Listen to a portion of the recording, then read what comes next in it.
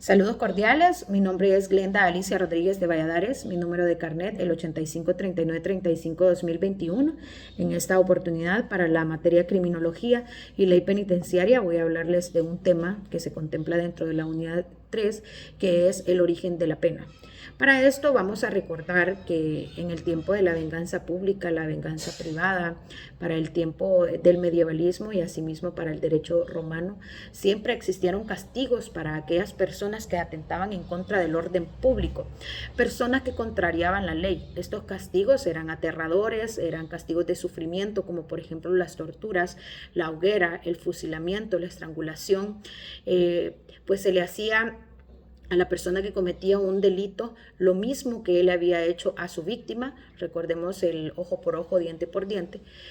Y pues desde acá viene la imposición de la pena, como les decía anteriormente, para quien contrariara la ley. La inyección letal era otra manera de darle pena de muerte a la persona que cometía delitos o al infractor.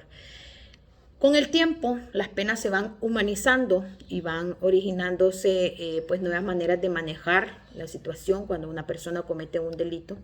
Y es que esta humanización tiene la finalidad de frenar las matanzas a gran escala. En esta parte resulta vital aclarar la diferencia que hay entre la prisión y la pena de prisión. Recordemos que la prisión se refiere al lugar físico en el cual una persona está aguardando. Bueno, en el pasado aguardaba para el momento en el que se le dictara condena. Esta condena podría ser cualquiera de los sufrimientos que les mencioné, como el fusilamiento, la estrangulación.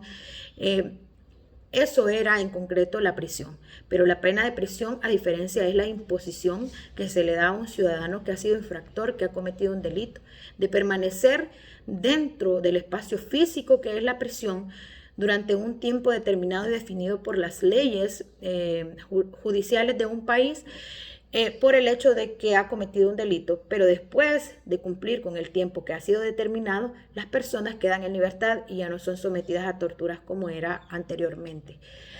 Antiguamente, y mientras los infractores esperaban a ser juzgados, las prisiones no reconocían diferencias de sexo, las personas no estaban separadas. Esto daba paso a que se diera pues la promiscuidad entre los privados de libertad. Asimismo, pues se daba el consumo del alcohol, no había un orden, no había un respeto que estuviera regulado por leyes o por reglamentos.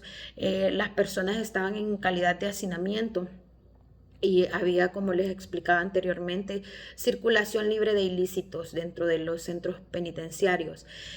Esto ocasionaba más problemas para la sociedad de los que ya pues cometían los delincuentes como tal. Todo esto con el paso del tiempo y con la imposición de la prisión ya como pena, pues estas condiciones se van volviendo un poco más favorables, los edificios comienzan a modernizarse, las leyes comienzan a organizarse y a regularse de manera de que se establece cuáles son los reglamentos dentro de los reclusorios. Se empieza a humanizar la pena y el Estado toma el control de los centros penitenciarios. Recordemos que el derecho penitenciario se refiere al sistema normativo que trata sobre la ejecución de la pena. Está relacionado también al derecho penal, que es cuando la doctrina establece cuál conducta es una conducta delictiva y cuál es la sanción que es correspondiente a esta conducta antijurídica.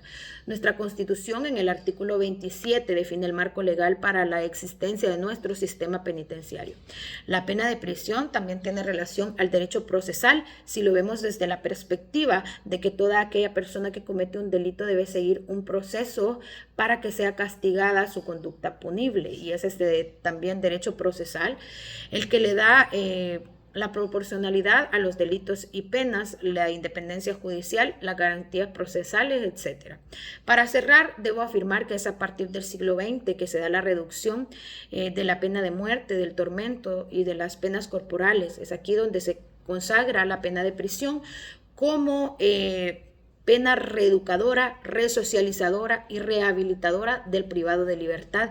Es decir, el privado de libertad se le aseguran algunas condiciones por medio del Estado para que vuelva a educarse y después de haber cumplido la pena regrese a la sociedad como un individuo que ha entendido la gravedad de sus actos, que no los va a volver a cometer, y pues que de cierta manera ha aprendido un oficio para poder volver a integrarse a la sociedad como un individuo útil.